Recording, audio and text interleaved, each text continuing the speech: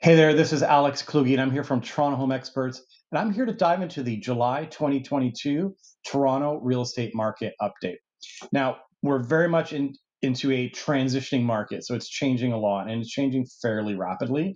So we're going to dive into the numbers to really understand what's happening in the Toronto real estate market and how it affects you as a seller or a buyer. Okay, sales are down a whopping 47% from last July. Now, last July was a little bit of an anomaly in terms of, sales actually was a record month for sales volume for the month of July. So take that with a little bit of a grain of salt. But what I find most concerning is that we actually have fewer than 5,000 sales for the month of July, which is a record low. So we've never seen a summer month since 2002 that had sales less than 5,000 for the whole of GTA, which so that's a little bit concerning in the sense that like volume is down that significantly. Like it's not unusual, over the last 20 years to see, like maybe December or January have sales for less than 5,000, but we've never seen that during the summer. So, why is that? I think it's a culmination of a few things, certainly.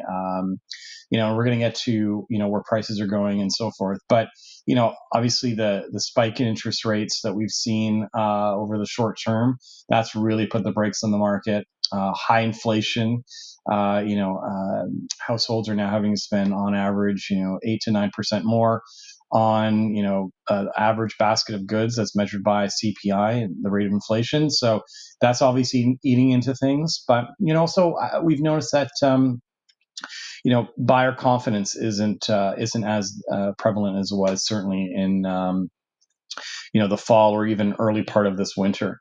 Now, what's interesting is we're now going into the fall market. I mean, this is July, right? So this is a different July than last July, and that people are traveling, right? Like, so we've noticed that there's certainly people are not thinking real estate and have not traveled for a couple of years and now choosing to do so this summer, which is great. And so I think that's part and parcel to why we're seeing such sales volume that it's this low. And my expectations were going to be probably somewhere around this number, 4,900, give or take, for August 2022. I realize that we're not, we're recording this not even halfway through the month, but my expectations are we're going to see a lower number. But what's really going to be telling is what's happening with real estate in the fall, like September, October, going to be extremely telling to see where this market is going. Okay, so active listings is another great metric that we use to look at, what's happening in the market. And unsurprisingly, we have a surge of active listings relative to where we were last year. Like 57% is a very significant change, especially in light of the sales volume that we just talked about, right? Because the more active listings you have with lower sales volume, if you've got a spread that's widening, which is what's happening right now, that's an indicator to show that prices are coming down, which we'll get to shortly. But I guess if there's any light or positivity when looking at these numbers, is that actually the active listings is down from last month. So June 2022 to July 2022, we're actually down 10%. So it's actually not bad. Sorry, 4.6%. It's actually not a bad thing, right? So that's actually very, very encouraging. But going back to sales volume, like when we see such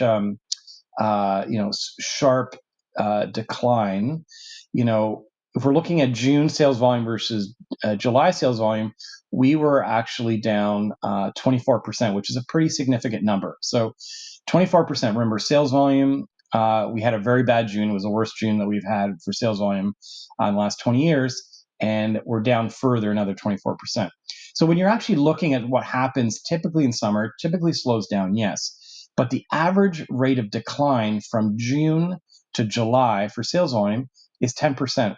So that's a concern when we're seeing average price or average volumes or sales volumes on average decrease by that significant amount, 24%, when historically it's closer to 10%. So I think sort of what's happening macroeconomically is certainly affecting things, and that's why we're seeing such a sharp decline month over month.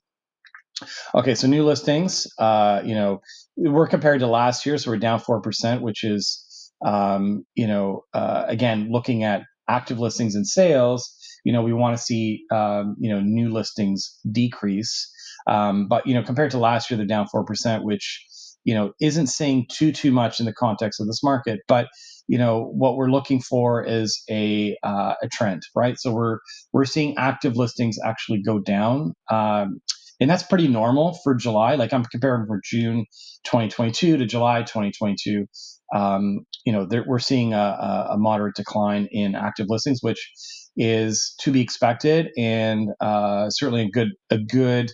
If we're gonna look at sort of like a positive indication, like if we're seeing a spike in new listings, during the summer month, which is an anomaly. Like really, typically we don't see that. That's the warning sign. But we are seeing, as I said, slowing sales volume, increase in active listings. And so, what does that mean when it comes to price? Well, this is where we're at right now. So prices, are obviously decreasing when we're talking about month over month. But in relative terms, where we were last year, we're actually up 1.2%.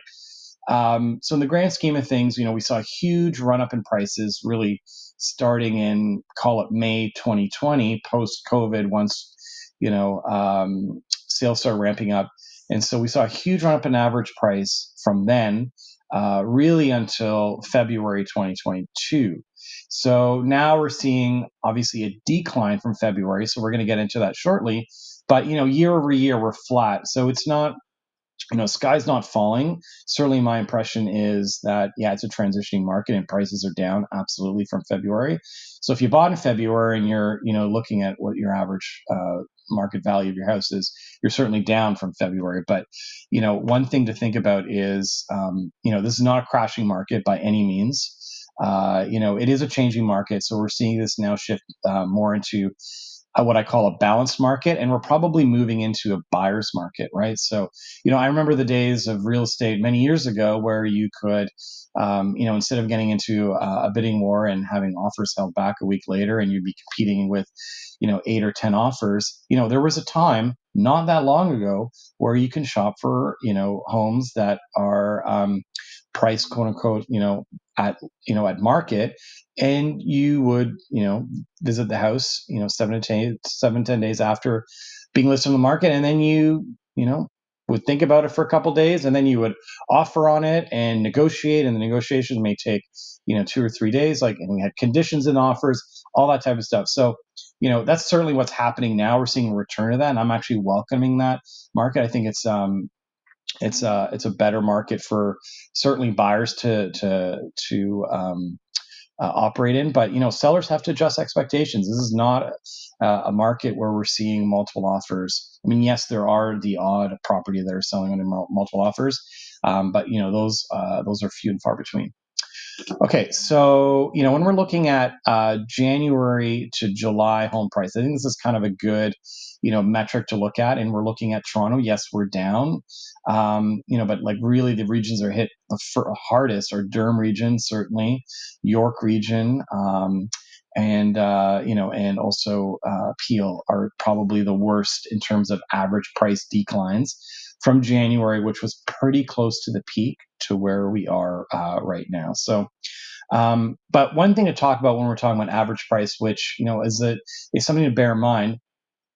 What I found is we saw like average prices decline from June, so a month ago, to July, which is this month, which we're studying right now.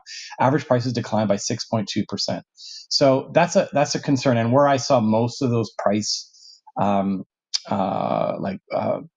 decline is actually in Toronto. So we saw, if you watch our videos the last few months, I was talking about what's happening in the 905 and prices are really coming down rapidly, but what we're seeing is a little bit of a stabilization actually in the 905. Sales to new listings ratio is flattening. So we're not seeing that worsen. And we're certainly seeing prices, what I call, plateau, so to speak, in the 905 region right now. So great, great to see that we're not seeing that further decline. But the decline in average price really came from Toronto, and really, what happens in a market is typically things slow down outside Toronto in the 905, and then that trickles down to 416. So we're starting to see that. But so this market's going to be super interesting this fall.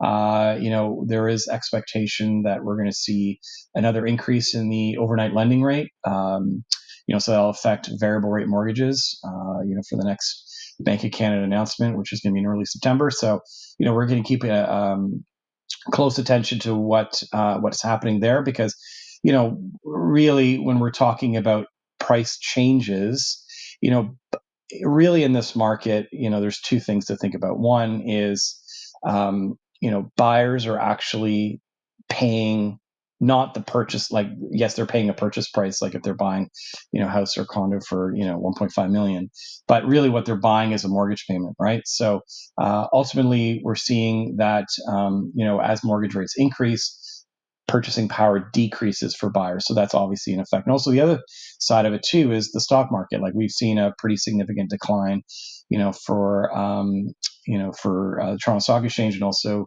the S&P 500. And, that also has a cumulative effect when we're talking about, buyer confidence. So when stock portfolios are down 25, 30%, that's obviously affecting things. But, what's actually super fascinating in this market is what's happening to the rental market. Like, the rental market right now is absolutely on fire. So average rents are up 20%.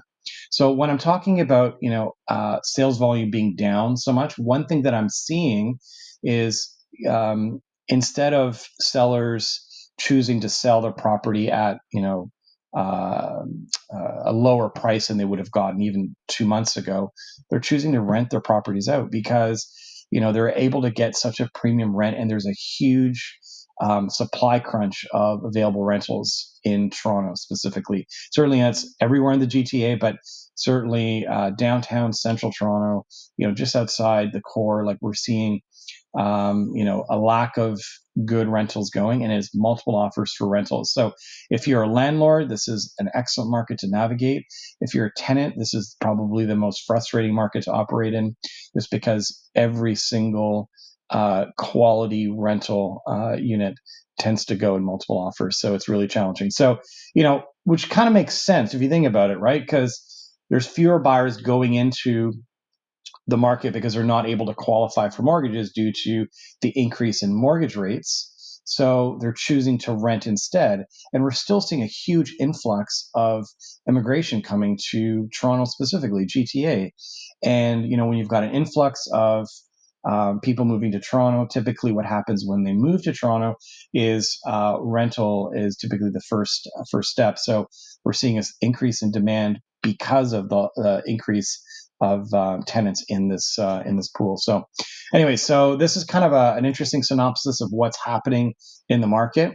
And just to conclude, we're looking at days on market. We're up 35% compared to last year. This should not be a surprise. Clearly, average days on market for 19 is actually not bad in the context of average days on market over the last 10 years. So obviously we're up compared to July of last year, which was a crazy red hot sellers market. But my expectations, we're going to see days on market increase, which is not unusual. And as we get into the fall market, we're going to keep a close eye on this, because ultimately what we're still seeing, despite the lower sales, if you've got a quality property in a AAA location, it's going to sell. Presentation is everything. Properties that are presented really, really well in a great location are going to sell. Provided obviously the price is attractive relative to who you're competing with at that time. So when we're looking at a market, like, we're looking at average, what's happening in that pocket, on average between the last 10 to 14 days to get a real pulse of what's happening. You can't look at sales, that are 3 to 4 months old, because that's a completely different market. So anyways, we're kind of entering a very interesting time. I'm super fascinated to see what happens this fall. And be sure to watch our channel and follow us on all our socials. We love the questions that are coming in, so please reach out to us via our Instagram account, our YouTube channel, obviously email, phone. It's a changing market, and every buyer and seller is in a unique situation where if they need advice in terms